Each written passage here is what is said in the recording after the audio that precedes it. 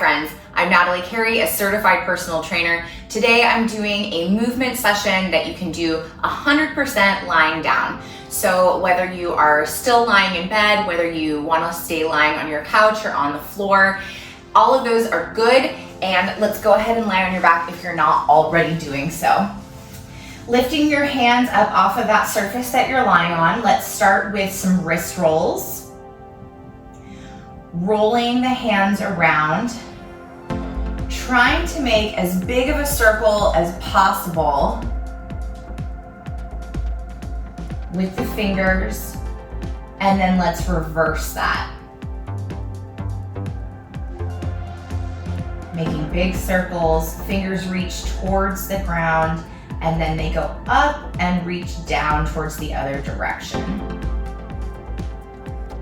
Now bring those hands above you, grab one set of fingers with the other hand and pull the fingers towards you, stretching out the underside of the wrist.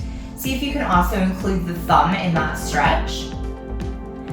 And then flipping the palm so it's closest to your forearm, let's pull that hand down in the other direction. Now we're stretching out the top of that wrist.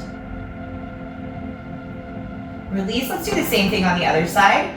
Second hand grabs that hand, trying to include the thumb in the stretch, pulling the fingers down towards your face. Release, let's now face the palm towards your forearm and stretch out the top of that wrist.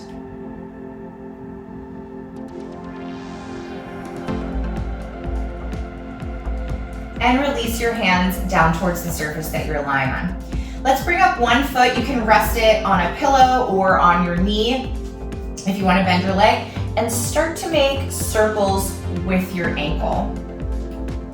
You're trying to flex the foot, then put it towards the outside, towards your shin, point the toe, and then bring it to the inside of your calf, making that big circle around in all four directions. And then we're gonna switch, we'll do the other direction. And some people, like you might be lying down because you wanna take a rest day, you wanna take a little lazy day for yourself, that's fine. Some people have to lie down for whatever reason, sometimes medical reasons, sometimes another reason outside of their control. Let's go ahead and switch to the other foot. Start to make circles with that second ankle. But doing a lying down workout, whatever your reason for being lying down, it allows you to get some movement into your life. It allows you to reap some of the benefits of movement. And I love movement, so I want anyone who wants to join in to have the opportunity to move. Let's switch the direction of that ankle roll.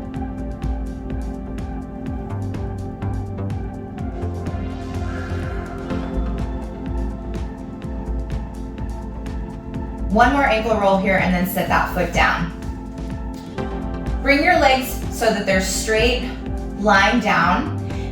I'm gonna have you do developes. So we bring the knee towards the chest, straighten the leg up with a pointed toe, and then bring it back down. Same leg, knee comes up to chest, straighten out the knee with a pointed toe, bring back down. So keep repeating that movement. You might be feeling this in your quad, the front of your thigh. You might be feeling this in the front of your hip, where that crease in your hip is. You might feel this in your calf because you're pointing your toe. You could be feeling it in any of those places. Let's do two more on this side, and then we'll switch to the second leg. All right, second leg, knee comes up towards the chest, we extend the knee, toe is pointed, straight, comes back down to the floor. Knee in towards the chest, knee straightens, point that toe, bring it back down towards the floor, keep going. Another reason that lying down workouts can be great is I've had clients where they've expressed that they do best when they work out in the morning. Sometimes getting out of the bed in the morning is like such a struggle. So one solution that we've come up with is, could you start your workout while you're already in bed? Could you build that motivation, that momentum to start moving your body and start like on the very beginning stepping stone towards that? Let's do one more developpe and bring that leg down towards the floor. Now let's work out some back muscles. Imagine that you are gonna do some pull-ups from your bed.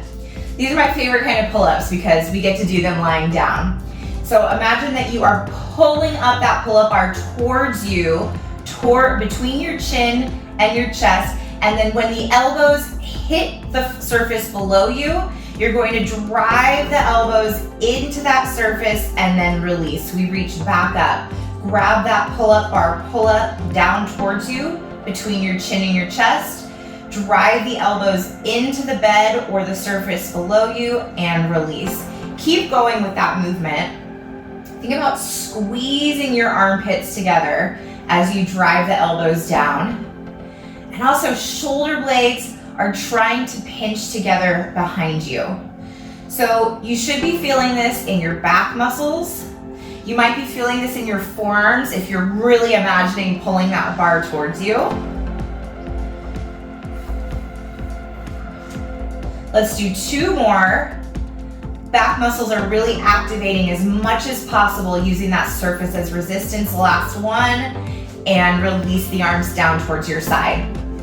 Keeping your head right where it is, I want you to push the back of your skull against whatever surface is behind it. So I do that by imagining my chin coming into my neck, making a double chin, and then releasing.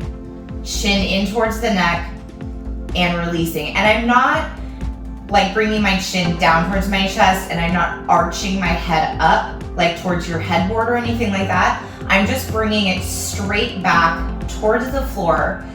So I'm feeling the back of my neck muscles light up, and I'm feeling that pressure against the back of my skull. It shouldn't hurt. It should just be like a light resistance. And this is a great exercise if you suffer from what's been commonly referred to lately as tech neck, or that sort of like forward head, hunched shoulder look that causes a lot of tension in the neck and the upper shoulders, the upper and mid trapezius muscles. This is a great exercise for that. We're gonna do two more here. Pushing that head straight down and relax. Last movement here today, and then you can take this energy, this momentum with you into the rest of your day. Cross one leg over, getting the knees as close together as possible. And then we're gonna let our knees fall over towards the lower leg so that that crossover toe touches down, and then you bring it back to the center. We're going back and forth. Just windshield wipering those hips back and forth. And this should feel like a low back stretch. You might feel this in that crossover hip as well.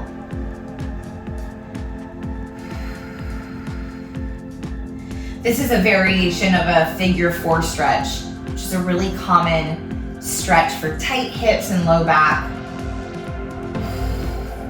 And I usually get a couple of hip pops while I'm doing this one. So if you get a couple of little vertebrae releases or joint releases, that is normal on this. Let's do one more to this first side, and then we'll switch our legs. Great, switch over that second leg, trying to get the knees as close as possible. And then we fall over towards the second side, trying to touch the toe down towards the surface. You might notice while you're doing this, one side is tighter than the other. That's normal. Normal to have imbalances in our muscles.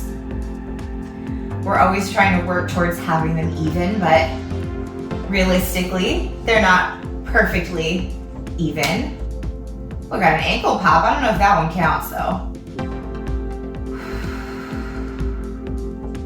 Last one, and relax.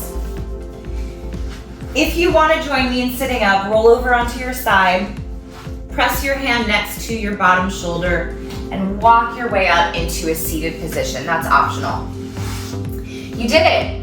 You did some movement today, you made it work for you and where you're at today. So thank you so much for joining me. I'm Natalie Carey. If this workout session was helpful to you, please give the video a like, subscribe to my channel because I have more sessions just like this on there. Thanks for being excellent to yourself today.